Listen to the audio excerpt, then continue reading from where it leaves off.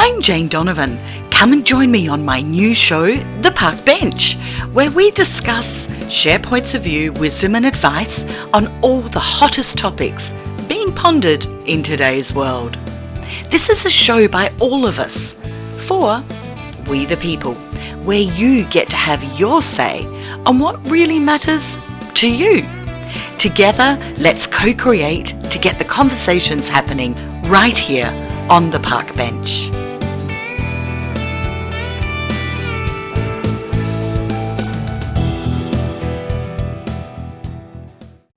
Today's question I pose to our guests is, what is the best hidden or suppressed or unknown invention? I ask this question as it's fascinating to find out what is important to people and what is already out there and happening in the world. The answers are again incredible, and once again we are joined by people from all over the world. So let's hear what they have to say. Hello, my name is Neil. I'm the host of the show and series called Unlocking the Code. I live in the UK, in the northwest of the UK, in a little town called Carlisle, near to the Scottish border.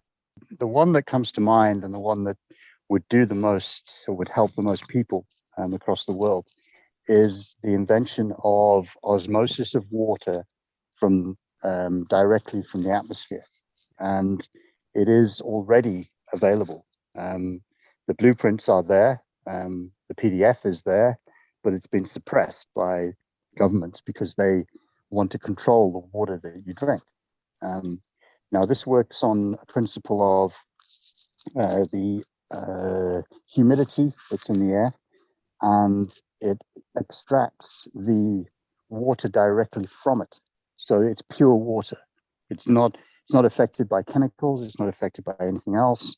It doesn't matter if there's chemicals in the air because it doesn't attach to this device. This device just seeks out the water and extracts it from it, and it can make up to 10 gallons of water a day. So nobody would ever die of thirst, no matter where you are in the world, because it can be dialed into the humidity that you're in. So if you're close to 0% humidity, it doesn't matter. As long as you've got some humidity in the air, you can draw the water from it. Yeah, there is another one that I'm fully aware of. It's quite recent as well. This was actually put into practice and is actually working already in 2 countries of the world that I know of, and probably in more right now. And that's called the Orgon Accelerator. And it's based on William Reich and his inventions.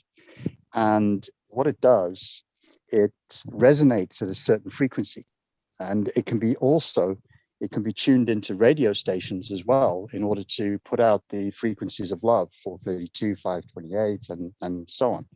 So it actually has a positive effect on everybody around in the country.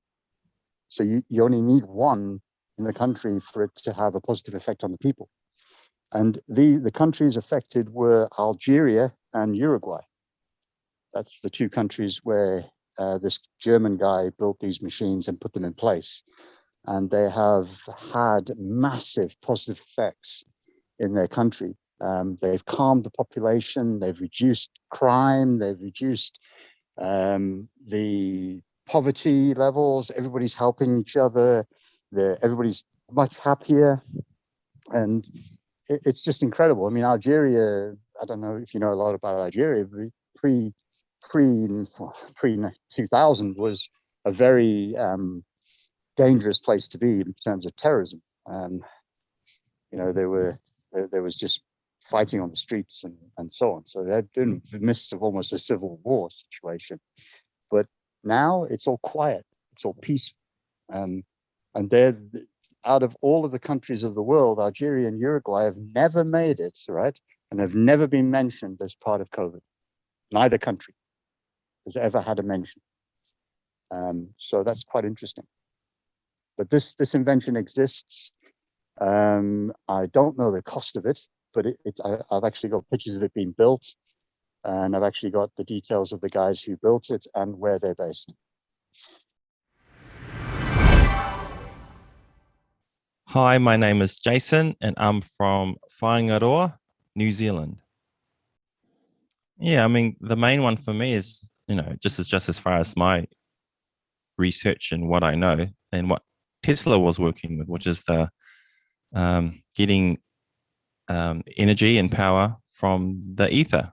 I mean, and before Tesla and before our current um, time here, I think it was 12,000 years ago, there was a whole race of humans with a technology that we never had that was a global power grid. The first or the initial Wi-Fi wasn't electrical one, whereas the Wi-Fi we use here is just for data and internet. They used it to power things. So I think that's a technology that we should definitely get back into. And I think it's definitely being suppressed because it's free energy, there's no money to be made there. I mean, besides the little devices that you could use and stuff like that. But if that got out, a lot of people would become very poor.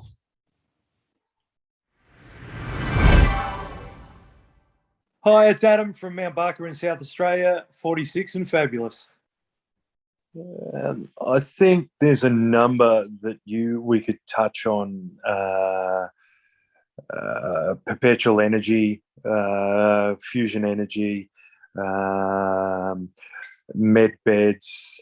There's a whole gamut of different things that we could delve into there. I think, and I don't know anything specific here, but I think the next major thing, I know we currently have conflict going on in several places around the world, but I think our next fight is going to be over fresh water, with only 3% in the world. So I think, and I haven't looked into it, but I'm sure there is access to or a way to convert or harness what we're doing to make sure that there is enough suitable and supply for all of humankind.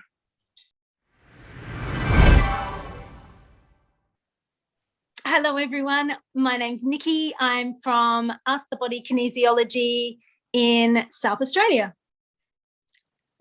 So for me, I know for sure that the most suppressed technology that we all have literally at our fingertips is our ability to heal and to regenerate our own bodies, and that we have been programmed to go outside of ourselves to find out what is wrong or what needs fixing. And I know that nothing is wrong and nothing needs fixing.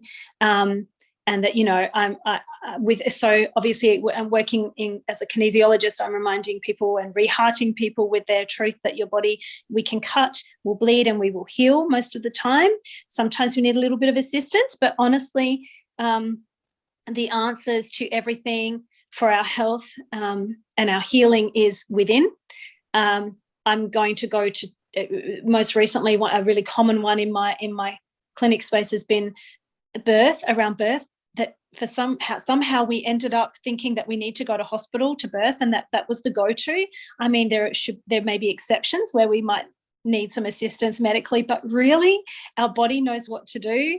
It's my mantra. It's always been my mantra, especially when I was birthing. Your body knows what to do. Your body knows what to do. And it does. And there is so much wisdom, ancient wisdom that's been lost. It's definitely resurfacing now. There are so many amazing women, I'm sure men as well, sharing some of these beautiful ancient pieces of wisdom and gathering in circles again and supporting one another. So definitely coming back to the innate ability for our bodies to heal.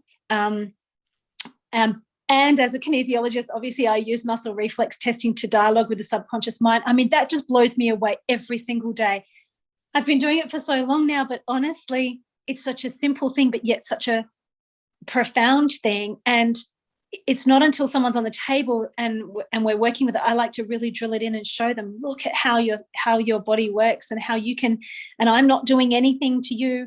I'm just working with you with some tools and processes to get to ask your body what you need. And that is what I would love to see people stepping more into, and that is trusting and going within.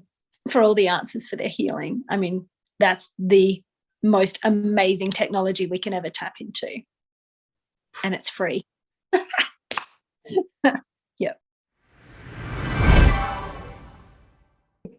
Hi, I'm Lane from Lifesource, and I co-host Talking Galactic with my mom, Joyce Keller, and FDA Not Approved with Terry Lynn. So I've done a lot of past life regressions, and one of them came up during the time of the Doges in Italy. You know, I kind of think that's Middle Ages, 1500s, 1600s. So I was an inventor, and I invented a viaduct system that was completely ran on, you know, pulleys, so free energy, and would provide clean water. And so you could avoid things like the plague, Black Death. And I got thrown into jail for my life inventing the water system. So I don't know. I guess that would be my favorite invention. I'm not a science girl. I you know, I'm like, everything should be free. Tesla should be named hero of the world. That's it. I'm Julia, and I'm from South Australia. And I live in a little town in the Barossa with 3 children. I'm passionate about fire and making little fire, you know, building. I don't know if you've heard of rocket stoves and rocket ovens. It's a way of burning just sticks, and you get it burning and it makes no smoke. So it's not adding to pollutions or anything. And you can cook a meal just on a few sticks if you know how to stack the wood. It's a lot of fun. Just look up rocket stoves, rocket cooking, rocket heaters. You can make a rocket anything. It just burns. It's a way of burning the fuel really efficiently. Ancient people from all over the world found a way of burning the wood like this. If you make a little hole, 2 holes in the ground, and then go down and let them meet up and feed your sticks in through the one hole, it'll create like a little burn tunnel and a little chimney, and it'll draw the fire up to the other one, and then it's creating a little wind, and it's burning it efficiently, and you're not having much smoke, and you're not going to use many, just a few sticks you can cook a pizza with. It's so fun. My name is Larissa, and I migrated from Russia to Australia 28 years ago. And I am accredited energy practitioner and therapist, and I'm running a business named Ascara from down south of Adelaide. When I started my journey to understand how the world works, I didn't know anything about energy. But then when I realized that energetically we are first, and only then we are materialistically and physically. So everything needs to happen on a level of the energy. Energy is everything, right? And energy is consciousness. So energy consciousness. So it tells itself that consciously we need to do some adaptation or changes on the energy level.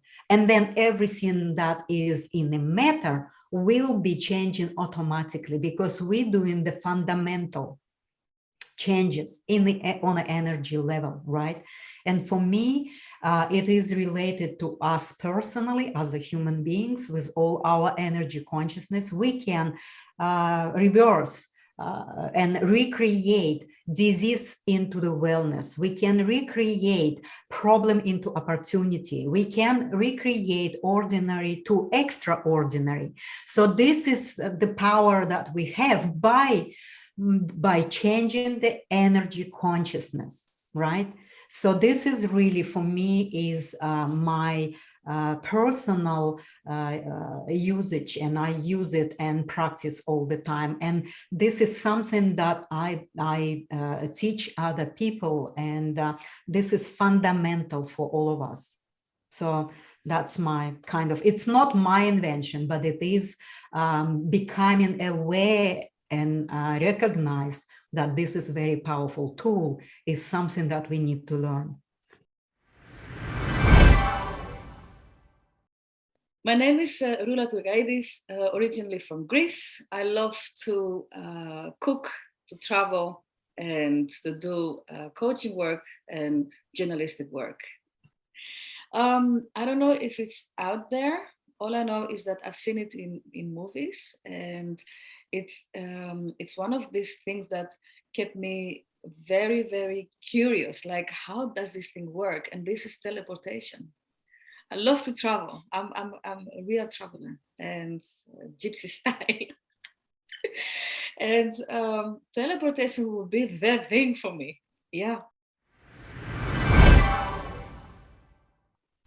I love all the answers shared, and will add that I would love to see energetic towers, like the paramagnetic towers created here in South Australia, to be placed globally. In simplistic terms, these towers emulate trees, connecting with the ether and transmitting a high vibration that is healing to we the people, and of course all of Mother Nature.